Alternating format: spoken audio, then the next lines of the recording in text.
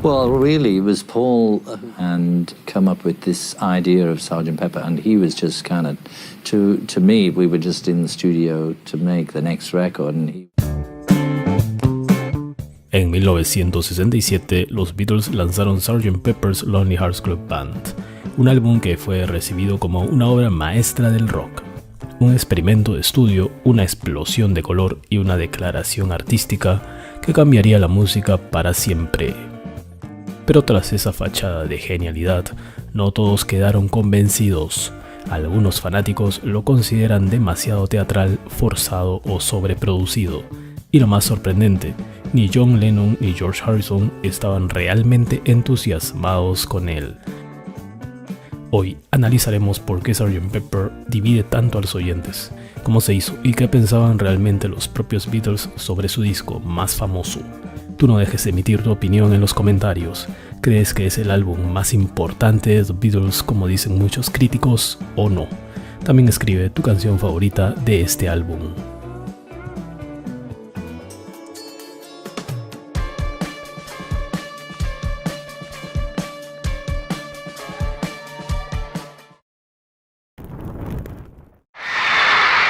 ...1966 fue un año de ruptura. Los Beatles estaban hartos de las giras y del circo mediático que los acompañaba. En su último concierto en San Francisco apenas podían escucharse tocar. McCartney propuso reinventarse. While all those people were screaming, it was lovely that they liked us, but we couldn't hear to play. So the only place we could develop was in the studio where we could hear ourselves. ¿Y si dejamos de ser los Beatles y nos convertimos en otra banda, una más libre y experimental? Así nació el concepto del Sgt. Pepper's Lonely Hearts Club Band, un alter ego que les permitiría explorar cualquier estilo sin las presiones de ser los Beatles. Lennon y Harrison no compartían del todo ese entusiasmo. Lennon lo vería como un álbum de Paul con algunas de mis canciones metidas en el medio, mientras que George ya estaba más enfocado en la espiritualidad y la música india. Well, really, it was Paul and come up with this idea of Sgt. Pepper, and he was just kind of, to me, we were just in the studio to make the next record, and he... La producción de Sgt. Pepper's fue un hito técnico y artístico. Grabado entre diciembre de 1966 y abril de 1967 en los estudios Abbey Road, el disco aprovechó al máximo las limitaciones tecnológicas de la época. Solo tenían una grabadora de 4 pistas, por lo que cada mezcla debía rebotarse varias veces, perdiendo calidad pero ganando capas y texturas. El ingeniero Geoff Emerick fue clave, inventó soluciones de sonido que hoy son legendarias. Por ejemplo, acercó los micrófonos al bombo y al bajo más de lo permitido, logrando ese sonido profundo que antes no se escuchaba en el pop. También filtró instrumentos a través de compresores, altavoces Leslie, reverbs y cintas manipuladas manualmente. Entre los instrumentos y técnicas más destacadas figuran el Mellotron, primer sintetizador de cinta, utilizado por McCartney para crear los sonidos de flauta al inicio de Strawberry Fields Forever, que quedó fuera del álbum.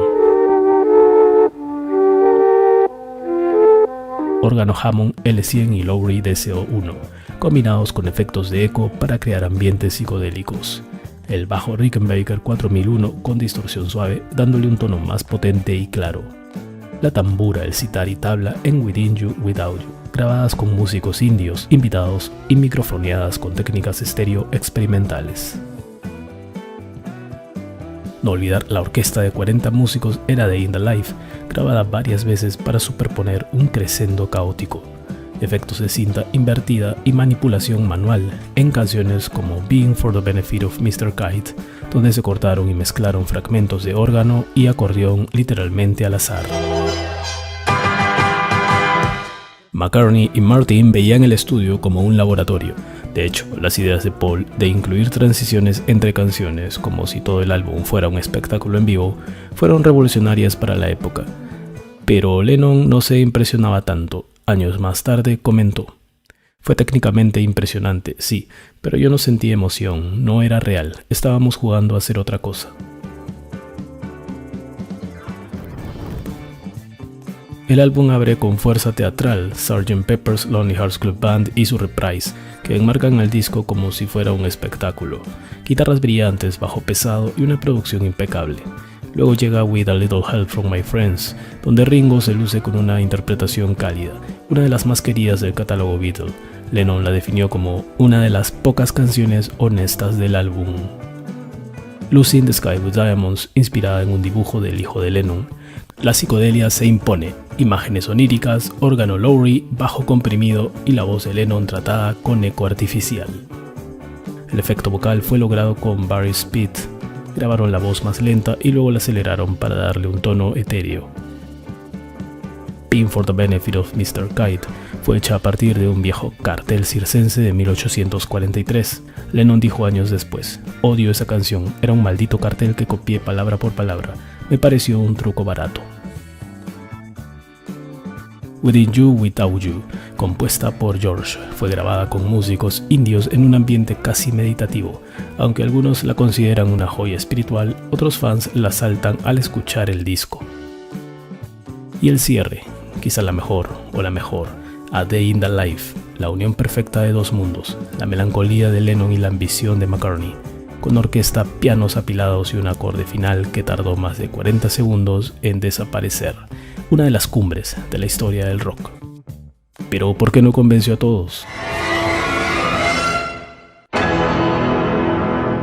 A pesar de su fama, Sgt. Pepper no convenció a todos, ni siquiera a los propios Beatles. A McCartney sí, le encantó. I thought it was great. I thought it was a huge advance. Pero vamos con Harrison y Lennon. John Lennon tenía una opinión crítica sobre el Sgt. Pepper, sintiendo que era principalmente el álbum de Paul y que algunas de sus canciones eran basura, considerando que no estaba al mismo nivel del álbum blanco. George Harrison también se sentía menos entusiasmado con el proceso de grabación por su larga duración, aunque reconocía que parte de la música era buena. Su álbum favorito era Rubber Soul. Lennon dijo, para empezar, que no era un álbum concepto. Luego de el intro y With a Little Help from My Friends y Reprise, el resto del repertorio pudo entrar en cualquier otro álbum.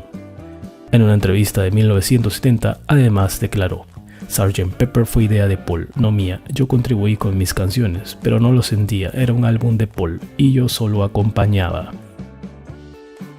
It's called the first concept album. It doesn't go anywhere. Mr. Kite, all my contributions have absolutely nothing to do with this idea of Sgt. Pepper and his band. But it works because we said it worked and that's how it appeared. Yeah. But it was not as put together as Pet sounds. Yeah. And it doesn't have a concept. It starts out with Sgt. Pepper and introduces Billy Shears, and that's the end apart from the so-called reprise. Right. Otherwise, every other song could have been on any other album. Right. It's the reprise that Right. does it. Mr. Kite could have gone anywhere. Lucy could have gone anywhere. A Day in the Life could have gone anywhere. So it's not really, there's no concept. En otra ocasión, en 1980, volvió a insistir: "Para mí, Sgt. Pepper no tiene alma. Después de Strawberry Fields Forever, que ni siquiera entró en el disco, todo me pareció vacío". George Harrison también fue crítico. En 1992 dijo: "En ese punto, Paul era el más entusiasmado. Yo estaba más interesado en otras cosas como la meditación. El disco fue divertido, pero no tan importante como se cree". For me, it was kind of a bit tiring, or it was a bit boring because, I mean, I had a few moments in there that I enjoyed, but generally I didn't really like that album much. My heart was still in India, you know.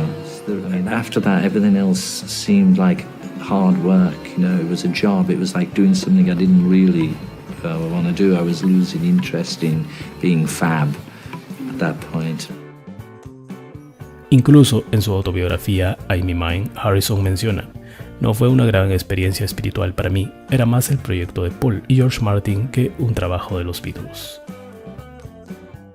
Ringo Starr, aunque más diplomático, admitió: "Recuerdo que pasé gran parte de las sesiones leyendo cómics, no había mucho que hacer para mí".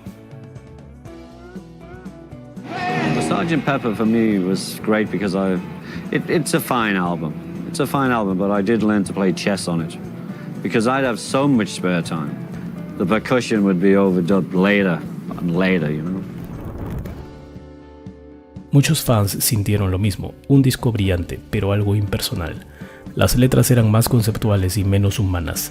La emoción directa de Rubber Soul o Revolver parecía diluirse entre efectos, ecos y capas de producción.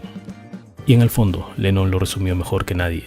Paul siempre buscaba hacer el álbum definitivo, pero la música no se trata de eso, se trata de sentir algo. Y en Pepper, yo no sentía nada.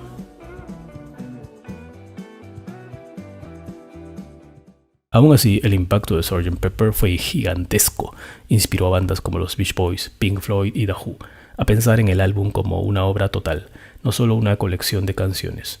Ganó 4 Grammys, incluyendo Álbum del Año, y cambió para siempre la producción musical. Pero con los años, el mito comenzó a desinflarse. Algunos críticos lo ven como una cápsula del 67 más una obra de época que un álbum atemporal. Hoy, muchos prefieren la frescura de Revolver o la madurez de Abbey Road. McCartney sigue considerándolo su punto más alto, mientras que Lennon, antes de morir, insistía: lo mejor que hicimos fue The White Album, eso sí era real. ¿Tú qué opinas? ¿Estás de acuerdo con Lennon? Sgt. Pepper's Lonely Hearts Club Band fue, sin duda, una obra que cambió la historia del pop, pero también fue el reflejo de un grupo que empezaba a dividirse: Paul el perfeccionista, John el inconforme, George el buscador espiritual y Ringo el espectador paciente. Quizás por eso sigue siendo tan fascinante, porque más allá de su fama, Sgt. Pepper nos muestra el momento exacto en que los Beatles dejaron de ser una banda y se convirtieron en leyenda.